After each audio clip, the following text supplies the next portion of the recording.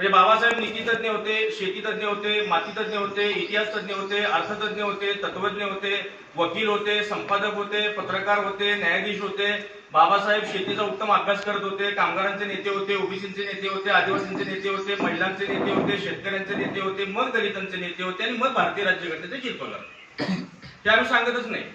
आमच्या डोक्यात काय भरवलंय की बाबासाहेब म्हटले की ते फक्त दलितांचे पुढारी होते आणि भारतीय राज्यघटनेचे शिल्पकार होते. या पलीकडे आपण बाबासाहेब सांगण्याचा फार प्रयत्न करत नाही. बाबासाहेबांनी ज्यांना गुरु मानलं ते तथागत गौतम बुद्ध. म्हणजे मॅडम 2500 वर्ष या देशाला प्रश्न पडला होता की दुःख कुठून जन्माला येतं. काही लोक म्हणाले दुःख पुराणातून येतं, काही म्हणाले पुराणातून येतं, स्वर्गातून येतं, नरकातून येतं, पोथ्यातून येतं, वेदातून येतं. गौतम बुद्ध हा पहिला मानसशास्त्रज्ञ आहे. बुद्ध असं म्हणाला की दुःख पुराणातून येत नाही, पुराणातून येत नाही, स्वर्गातून येत नाही, नरकातून येत नाही, पापातून येत नाही, पुण्यातून येत नाही, वेदातून येत नाही, धर्मातून येत नाही, जातीतून येत नाही, वर्गातून येत नाही. दुःख हे माणसाच्या गरजेतून जन्माला येतं. दुःख हे माणसाच्या तृष्णेतून जन्माला येतं. म्हणजे मला एक चप्पल वर्षभर पुरते तर मला दुसऱ्या चप्पलाच्या जोडीची गरज नाही. मला 5 पॅन्ट शर्ट वर्षभर पुरतात तर मला परत कपडे घ्यायची गरज नाही.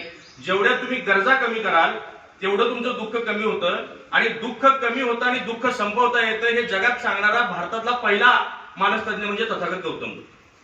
त्या बुद्धाला बाबासाहेबांनी गुरु मानलं आणि दुसऱ्या माणसाला बाबासाहेबांनी गुरु मानलं ते संत कबीरांना.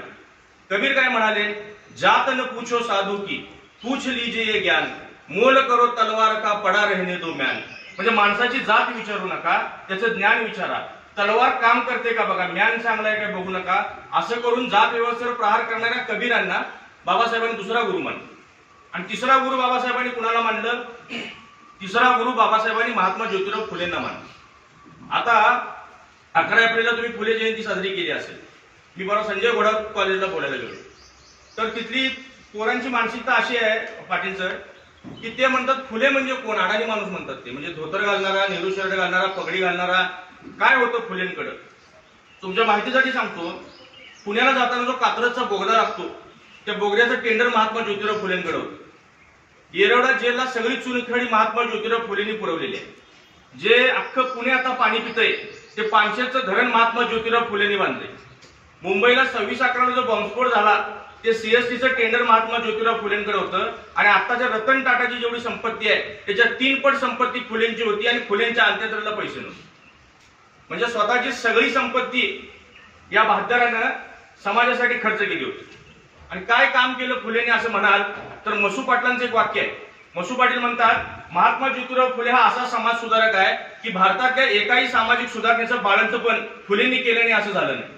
म्हणजे भारतातल्या सगळ्या समाज सुधारणेचं बाळंतपण फुलेंनी केलं. काय काय धाडस होतं त्या काळात मॅडम फुलेंचं. 12-12 वर्षाच्या 10-12 वर्षाच्या पोरी विधवा व्हायच्या.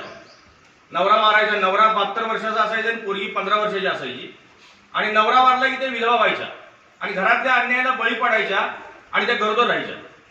तर हे पोर जन्माला घालायचं कसं समाजासमोर हा प्रश्न असायचा त्यांच्यासमोर.